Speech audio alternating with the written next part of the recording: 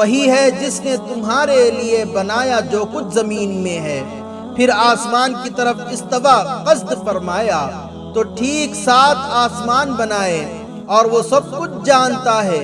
और याद करो जब तुम्हारे रब ने फरिश्तों से फरमाया मैं जमीन में अपना नायब बनाने वाला हूँ, बोले क्या ऐसे को नायब करेगा जो इसमें फसाद फैलाएगा और खून रेजियां करेगा, और हम तुझे सराहते हुए तेरी तस्बीह करते हैं और तेरी पाकी बोलते हैं।